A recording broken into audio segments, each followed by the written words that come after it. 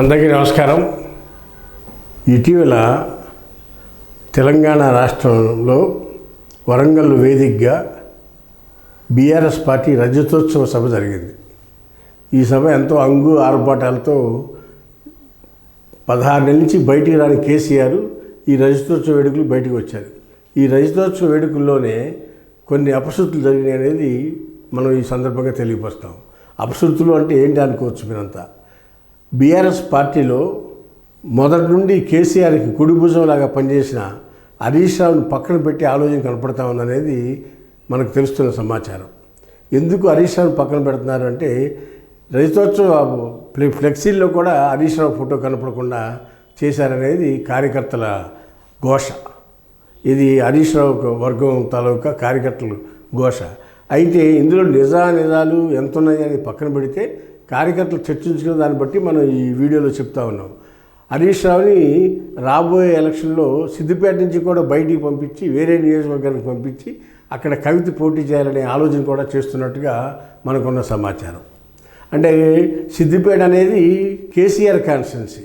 1983 నుంచి కేసీఆర్ అక్కడ పోటీ చేయటం, 83లో ఓడిపోవడం, 85 నుంచి తర్వాత ఎప్పుడు గెలుస్తూ వచ్చారు.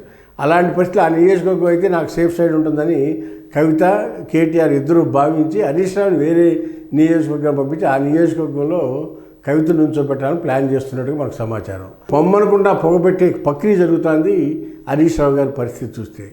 కేసీఆర్ కూడా చూసి చూడనట్టుగా మౌనరాగం వహిస్తున్నాడు తప్పితే ఇది తప్పు అని కొడుకుని కానీ కూతుర్ని కానీ ఖండించట్లా.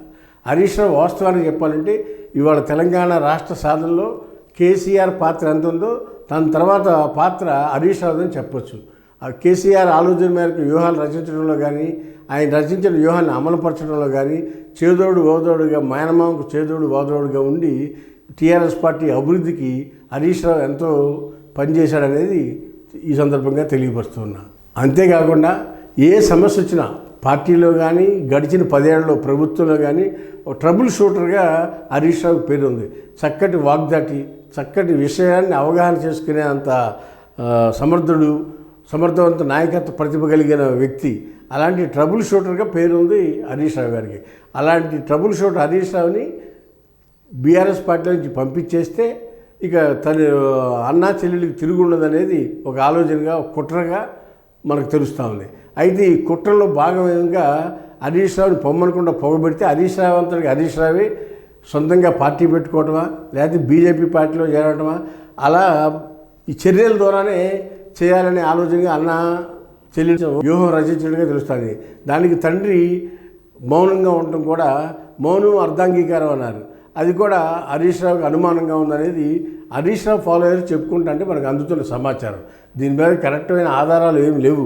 కాకపోతే ఏంటంటే కేడర్లో ఉన్న అపోహల్ని మనం అర్థం చేసుకుని ఈ వీడియో చెప్తా ఉన్నామని తెలియపరుస్తున్నాను. హాయ్ ఫ్రెండ్స్, మా ఫ్యూచర్ టుడే ఛానల్ చూస్తున్నందుకు చాలా థ్యాంక్స్. మరిన్ని లేటెస్ట్ వీడియోస్ కోసం వెంటనే సబ్స్క్రైబ్ చేయండి. అలాగే ఈ బెల్ని కూడా రింగ్ చేసేయండి. మా లేటెస్ట్ వీడియోస్ నోటిఫికేషన్స్ అన్నీ మీ మొబైల్లో వస్తాయి.